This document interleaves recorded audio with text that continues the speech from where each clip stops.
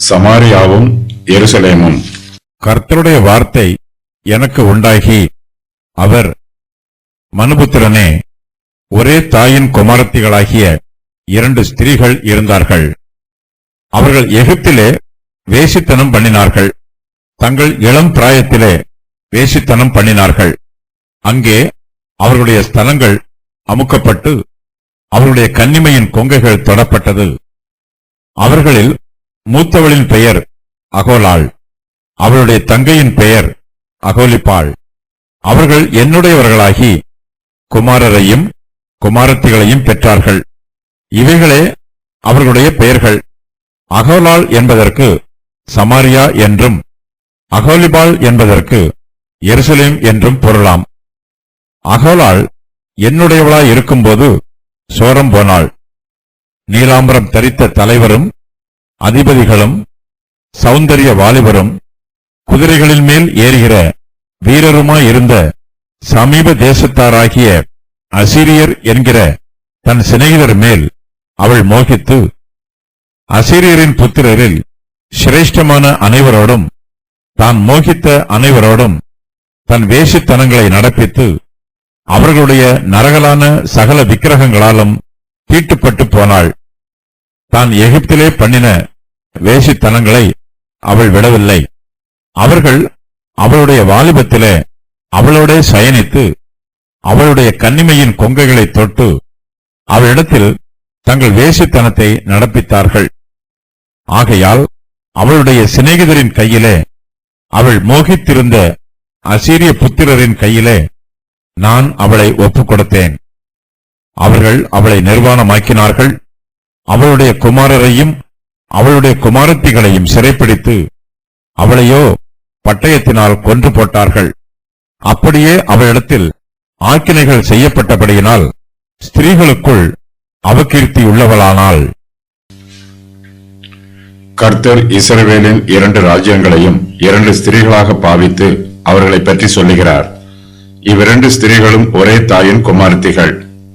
இவ்விரண்டு தேசங்களும் சகோதரிகளாய் இருக்கிறார்கள். இஸ்ரவேலும் யூதாவும் ஒரே தாயின் பிள்ளைகள். அவர்கள் பல வருஷங்களாக ஒரே ஜனமாகவே இருந்தார்கள். தாவீதின் காலத்திலும் சாலமோனுடைய காலத்திலும் இஸ்ரவேல் தேசம் பிளவுபடாமல் சமஸ்த இஸ்ரவேலாய் இருந்தது. அதன் பின்பு அது வடக்கு இஸ்ரவேல் தேசம் என்றும் தெற்கு யூதா தேசம் என்றும் 2ஆய் பிரிந்தது. இஸ்ரவேல் வம்சத்தார் சமஸ்த இஸ்ரவேலாய் இருந்தபோது அவர்கள் எகிப்திலே வேசித்தனம் பண்ணினார்கள்.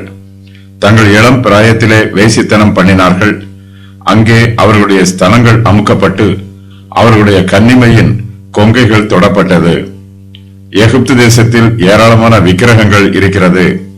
இஸ்ரவேல் வம்சத்தார் எகிப்து தேசத்தில் அடிமைகளாய் இருந்தபோது அங்கே விக்கிரகங்களை செய்ய கற்றுக்கொண்டார்கள். அவர்கள் விக்கிரகங்களை ஆராதித்தார்கள். அவர்களோ என் சொல்லை கேட்க மனதில்லாமல் எனக்கு விரோதமாய் இரண்டகம் பண்ணினார்கள். அவரவர் தங்கள் கண்களால் நோக்கின அருவருப்புகளை தள்ளி போடாமலும் எகிப்தின் நரகலான விக்கிரகங்களை விடாமலும் இருந்தார்கள். ஆதலால் எகிப்து தேசத்தின் நடுவிலே என் கோபத்தை அவர்களில் தீர்த்து கொள்ளும்படிக்கு என் உக்கிரத்தை அவர்கள் மேல் ஊற்றுவேன் என்றேன் என்று கர்த்தர் சொல்லுகிறார். கர்த்தர் சமாரியாவுக்கும் எருசலேமுக்கும் தனித்தனி பெயர்களை கொடுக்கிறார். அவர்களில் மூத்தவளின் பெயர் அகோலாள், அவளுடைய தங்கையின் பெயர் அகோலிப்பாள். கர்த்தர் இஸ்ரவேல் தேசத்தை மூத்தவள் என்று அழைக்கிறார். சமஸ்த இஸ்ரவேல் தேசம் 2ஆக பிரிந்தபோது வடக்கு இஸ்ரவேல் தேசமே முதலாவதாக பிரிந்து போயிற்று. இஸ்ரவேலின் 10 கோத்திரத்தார் வடக்கு இஸ்ரவேல் தேசமாக பிரிந்தார்கள். அவர்கள் முதலாவதாக பிரிந்து போனதினால் கர்த்தர் அவர்களை மூத்தவள் என்று அழைக்கிறார். யூதா தேசத்திலே இஸ்ரவேல் வம்சத்தாரில் மீதமுள்ள 2 கோத்திரங்கள் மாத்திரமே இருக்கிறார்கள். கர்த்தர் யூதா தேசத்தை அவளுடைய தங்கை என்று அழைக்கிறார். கர்த்தர் சமாரியாவையும் இஸ்ரவேலையும் பற்றி சொல்லும் போது சமாரியாவுக்கும் இஸ்ரவேல் தேசத்திற்கும் அகோலாள் என்னும் பெயரை கொடுக்கிறார். இந்த பெயருக்கு அவளுடைய ஆசரிப்பு கூடாரம் என்று பொருள். வடக்கு இஸ்ரவேல் தேசத்தார் சமாரியாவிலே தங்களுடைய சுய சித்தத்தின் பிரகாரமாகவும் சுய திட்டத்தின் பிரகாரமாகவும் சுய விருப்பத்தின் பிரகாரமாகவும் கர்த்தருக்கு ஒரு ஆலயத்தை கட்டினார்கள். தங்களுடைய விருப்பப்படி கர்த்தரை ஆராதித்தார்கள். ஆகையினால் கர்த்தர் வடக்கு இஸ்ரவேல் தேசத்தை அகோலாள் என்று அழைக்கிறார். கர்த்தர் தெற்கு யூதா தேசத்தையும் எருசலேமையும் அகோலிப்பாள் என்று அழைக்கிறார். இந்த பெயருக்கு என்னுடைய கூடாரம் அவளில் இருக்கிறது என்று பொருள். எருசலேமில் உள்ள தேவாலயம் கர்த்தருடைய சித்தத்தின் பிரகாரமாக கட்டப்பட்டிருக்கிறது.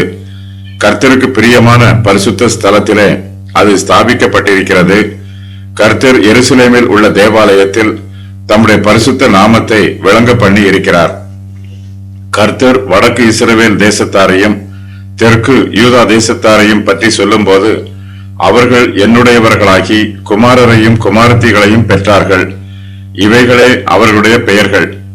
அகோலாள் என்பதற்கு சமாரியா என்றும் அகோலிபாள் என்பதற்கு எருசலேம் என்றும் பொருளாம் என்று சொல்லுகிறார். வடக்கு இஸ்ரவேல் தேசத்தார் கர்த்தரை விட்டு பின்வாங்கி போனார்கள். அகோலாள் என்னுடையவளாய் இருக்கும்போது சோரம் போனாள் என்று கர்த்தர் சொல்லுகிறார். யாக்கோபின் 10 கோத்திரத்தாரும் தாவீதின் குடும்பத்தை விட்டு பிரிந்து போய் விடுகிறார்கள். ஆனாலும் கர்த்தர் அவர்களை தம்முடையவர்களாகவே பாவிக்கிறார். அவர்கள் இஸ்ரவேலின் தேவனை ஆராதிக்கும் வரையிலும் அவர்கள் கர்த்தருக்கு உரியவர்களாகவே இருக்கிறார்கள். வடக்கு இஸ்ரவேல் தேசத்தார் கர்த்தருடைய கட்டளையின் பிரகாரமாக சமாரியாவிலே ஆலயத்தை கட்டவில்லை. அவர்களுடைய ஆராதனை முறைமைகளும் கர்த்தருடைய சித்தத்தின் பிரகாரமாக இல்லை. ஆனாலும் அவர்கள் அந்நிய தெய்வங்களை ஆராதிக்காமல் இஸ்ரவேலின் பரிசுத்தராகிய கர்த்தரையே ஆராதிக்கிறார்கள். அவர்கள் தம்மை ஆராதிக்கும் வரையிலும் கர்த்தர் அவர்களை தம்முடையவர்களாக அங்கீகரிக்கிறார். கர்த்தர் வடக்கு இஸ்ரவேல் தேசத்தாரை தம்முடைய சமூகத்தை விட்டு மொத்தமாய் துரத்திவிடவில்லை. வடக்கு இஸ்ரவேல் தேசத்தார் கர்த்தரை ஆராதித்துக் கொண்டிருக்கும் போதே அவர்கள் விக்கிரகங்களுக்கு தூபம் காட்ட ஆரம்பிக்கிறார்கள். அகோலாள் தம்முடையவளாய் இருக்கும்போது சோரம் போனாள் என்று கர்த்தர் சொல்லுகிறார். அவள் பாகாலை ஆராதித்து ஆவிக்குரிய வேசித்தனம் பண்ணினாள். நேபாத்தின் குமாரனாகிய யெரொபெயாமின் பாவங்களில் நடப்பது அவனுக்கு கொஞ்ச காரியம் என்று நினைத்தார் போல் அவன் சீதோனியரின் ராஜாவாகிய ஏத் பாகாலின் குமாரத்தி ஏசபேலை விவாகம் பண்ணினதும் அல்லாமல் அவன் போய் பாகாலையும் சேவித்து அதை பணிந்து கொண்டு தான் சமாரியாவிலே கட்டின பாகாலின் கோவிலில் பாகாலுக்கு பலிபீடத்தை எழுப்பித்தான். 1 ராஜாக்கள் 16:31-32. அப்பொழுது எலியா சகல ஜனத்தண்டைக்கும் வந்து, நீங்கள் எந்த மட்டும் 2 நினைவுகளால் குந்தி குந்தி நடப்பீர்கள்? கர்த்தர் தெய்வமானால் அவரை பின்பற்றுங்கள், பாகால் தெய்வமானால் அவரை பின்பற்றுங்கள் என்றான். ஜனங்கள் பிரதியுத்தரமாக அவனுக்கு ஒன்றும் சொல்லவில்லை. 1 ராஜாக்கள் 18:21. இஸ்ரவேல் வம்சத்தார் கர்த்தரை மாத்திரமே ஆராதிக்க வேண்டும். ஆனால் அவர்கள் இஸ்ரவேல் தேசத்தில் கர்த்தருக்கு போட்டியாக பாகாலை ஆராதிக்கிறார்கள். பாகால் அசீரியரின் தெய்வம். அசீரியர்கள் இஸ்ரவேலுக்கு அண்டை தேசத்தார். இஸ்ரவேல் வம்சத்தார் அசீரியரோடு சிநேகம் வைத்து அவர்களுடைய விக்கிரகங்கள் மீதும் விக்கிரக ஆராதனை மீதும் ஆசைப்படுகிறார்கள். வடக்கு இஸ்ரவேல் தேசத்தாரின் விக்கிரக ஆராதனையையும் அவர்கள் தங்களை தீட்டுப்படுத்தினதையும் கர்த்தர் தெளிவாக சொல்லுகிறார். நீலாம்பரம் தரித்த தலைவரும் அதிபதிகளும் சௌந்தரிய வாலிபரும் குதிரைகளின் மேல் ஏறுகிற வீரருமாய் இருந்த சமீப தேசத்தாராகிய அசீரியர் என்கிற தன் சிநேகிதர் மேல் அவள் மோகித்து அசீரியரின் புத்திரரில் சிரேஷ்டமான அனைவரோடும் தான் மோகித்த அனைவரோடும் தன் வேசித்தனங்களை நடப்பித்து அவர்களுடைய நரகலான சகல விக்கிரகங்களாலும் தீட்டுப்பட்டு போனாள் என்று கர்த்தர் சொல்லுகிறார். வடக்கு இஸ்ரவேல் தேசத்தார் கர்த்தரை விட்டு விலகி போனதினால் அவர்களுக்கு அழிவு வந்தது. அவர்கள் கர்த்தரை ஆராதியாமல் விக்கிரகங்களை ஆராதித்தார்கள். அவர்கள் ஏற்கனவே எகிப்து தேசத்திலே விக்கிரக ஆராதனை செய்தார்கள். அவர்கள் எகிப்து தேசத்தின் விக்கிரக ஆராதனையையும் விடவில்லை, அதோடு சேர்ந்து அசீரியரின் விக்கிரக ஆராதனைகளையும் பின்பற்றுகிறார்கள். தான் எகிப்திலே பண்ணின வேசித்தனங்களை அவள் விடவில்லை. அவர்கள் அவளுடைய வாலிபத்திலே அவளோடு சயனித்து அவளுடைய கன்னிமையின் கொங்கைகளை தொட்டு அவளிடத்தில் தங்கள் வேசித்தனத்தை நடப்பித்தார்கள் என்று கர்த்தர் வடக்கு இஸ்ரவேல் தேசத்தாரின் விக்கிரக ஆராதனையை பற்றி சொல்லுகிறார். கர்த்தருடைய கோபம் வடக்கு இஸ்ரவேல் தேசத்தார் மீது வருகிறது. கர்த்தர் அவர்களை அவருடைய காம விகாரத்திற்கு ஒப்புக் கொடுக்கிறார். அதன் பின்பு அவர்கள் மோகித்திருந்த அசீரிய புத்திரரின் கையிலே ஒப்புக் கொடுத்து விடுகிறார். ஆகையால் அவளுடைய சிநேகிதரின் கையிலே, அவள் மோகித்திருந்த அசீரிய புத்திரரின் கையிலே நான் அவளை ஒப்புக் கொடுத்தேன் என்று கர்த்தர் சொல்லுகிறார். வடக்கு இஸ்ரவேல் தேசத்தாரை தண்டிப்பதற்கு கர்த்தர் அசீரியரை தம்முடைய கருவியாக பயன்படுத்துகிறார். அவர்கள் அவளை நிர்மூலமாக்கினார்கள். அவளுடைய குமாரரையும் அவளுடைய குமாரத்திகளையும் சிறைப்பிடித்து அவளையோ பட்டயத்தினால் கொன்று போட்டார்கள். அப்படியே அவளிடத்தில் ஆக்கினைகள் செய்யப்பட்டபடியினால் ஸ்திரீகளுக்குள் அவகீர்த்தி உள்ளவள் ஆனாள். வடக்கு இஸ்ரவேல் தேசம் அழிந்து போன வரலாற்று சம்பவம் 2 ராஜாக்கள் 14:6 முதல் எழுதப்பட்டிருக்கிறது. ஒரே தாயின் குமாரத்திகளாகிய 2 ஸ்திரீகள் என்னும் வாக்கியத்தில் 2 ஸ்திரீகள் என்பது சமாரியாவையும் எருசலேமையும் குறிக்கும் அடையாளமாகும். இஸ்ரவேலின் இவ்விரண்டு ராஜ்யங்களும் ஒரே தண்டில் இருந்து பிரிந்து வளர்ந்திருக்கும் கிளைகள். இவ்விரண்டு தேசங்களும் எகிப்து தேசத்தோடு வேசித்தனம் பண்ணின. அவர்கள் அந்த தேசத்தில் இருக்கும்போது விக்கிரக ஆராதனையில் ஈடுபட்டிருந்தார்கள். அவர்கள் தங்கள் இளம் பிராயத்திலே வேசித்தனம் பண்ணினார்கள்.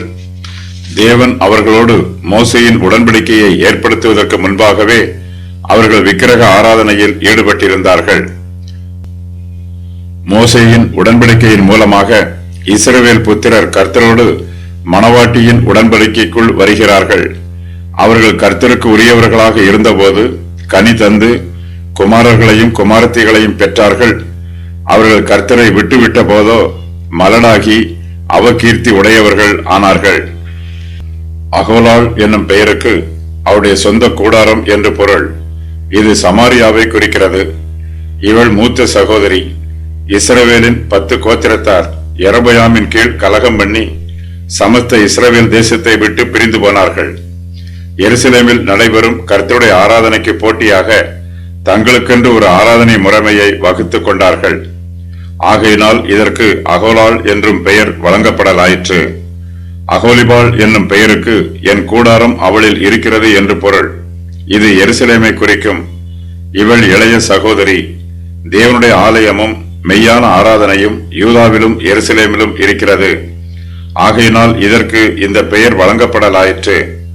அகோலாள் சோரம் போனாள்.